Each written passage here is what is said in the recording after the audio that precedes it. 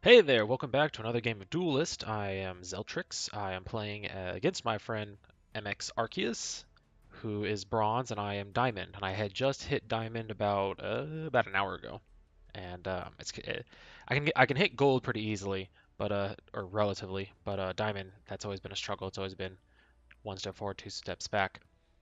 But we're not here to talk about how amazing I got to diamond is, and hopefully one day when I have more legendaries, more S ranks.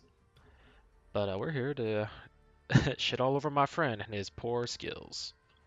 Let him suffer his consequences.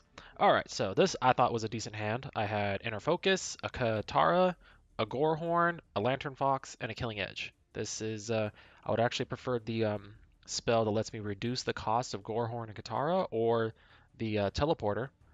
But, I was like, oh, well, I'll just see how this game's going to work out. Let's speed that up.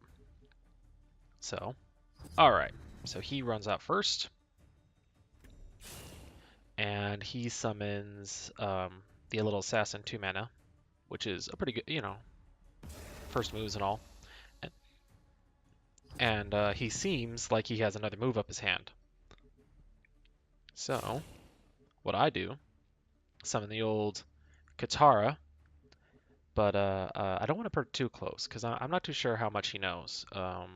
I don't think he's been playing this game very long, and he could do a lot. If I summon too close, he could just double attack it, and then it's only one damage. And if I can backstab, it's a lot. But if I can't, then it's nothing. You can kill that thing pretty easily. And I wasn't too sure how far he could take this. So I summon the Lantern Fox first, and then I summon Katara further away from the Kaido assassin. And then I activate the Lantern Fox, allowing me to get an easy uh, Phoenix Fire, and put that in threatening range. So if he wants to get rid of it, I mean, I know he's going to have to take this mana spring. To at the very least, to prevent me from grabbing it. So by doing so, I force him to summon a Saber Spitine Tiger. This was a weird move. He could have easily. This is out to you, Arceus. You could have just easily gone up, killed the Katara, and you still would have had the Tiger blocking me from the mana spring. And this Kaido assassin, you didn't even have to lose him. You could have had your Kalios come up and kill it, and then had the assassin, either you can have him stay over here, forcing me to somehow deal with him. Again, I'll be blocked by the tiger, or you could do 2 damage. I would recommend keeping him around to prevent. Maybe I'll summon a 2/2 or something of that nature, and you can then use your Kaido assassin to kill that. Or I'm kind of forced to have to handle between a tiger and a Kaido assassin with you pulling up the front. But he did not do that. He just wasted a lot of damage. But again, that's kind of a newer mistake. You always want to stay one card ahead. So that tiger killing the Katara would have put him plus ahead because he killed mine. Um, it wasn't gonna die, and even if it was, it's no big deal. That's what the Saber Spine Tiger does. It's meant to get rid of threats immediately, or do damage immediately, and hopefully take out a threat. And that would have been an easy threat kill. Um, and then this throws me off. He moves kind of far away, and then wasted inner focus to do 2 damage. So that was something he could have achieved anyway. But a lot of newer players in Magic or any other kind of game, they kind of treat their life as I mean, you don't want to lose all your life; you'll die. But by keeping you yourself are kind of a buffer. You won't die until you hit 0. So it's always bet you can always use your own body for taking out other monsters or creatures, or doing something. So I summon the Gorehorn, and then I Phoenix Fire because I did not want to waste the mana. So that gave me up to 5.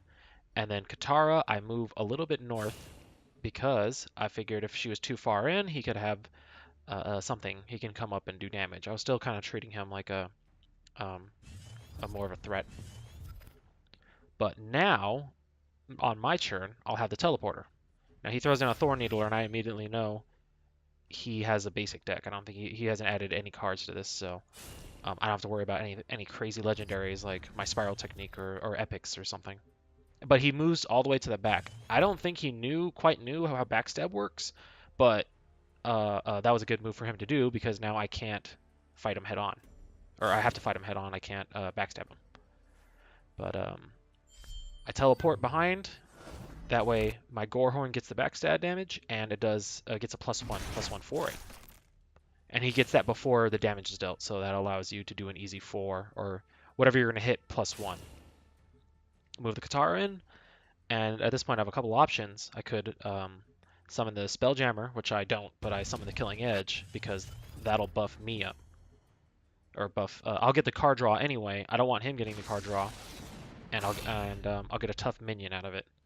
See, I thought this would have been the perfect opportunity to come over here and kill this thing, because he doesn't exactly know what I have in his hand. I mean, I could have had a healing mystic. I could have had something that gave him +1/+1, and he would have still been out of threat range. But he wastes 2 Phoenix Fires, and that's the problem. I think he could have easily done something by coming over here, killing the Gorehorn, or stabbing it, Phoenix Firing it, and then Phoenix Firing the Katara. And even if I would attack with the Katara, I would have lost my 5 damage dealer.